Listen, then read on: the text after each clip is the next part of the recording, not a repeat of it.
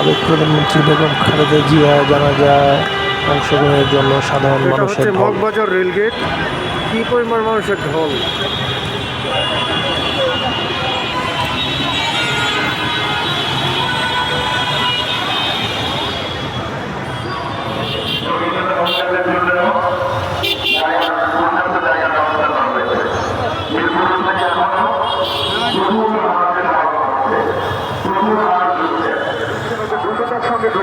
আমাদের হাতে সময় নেই, সময় খুব কম। একদম সময় নেই, দ্রুততার সঙ্গে ঢোকেন এবং আপনারা ঢোকার পরে সেখানে কাতার হবে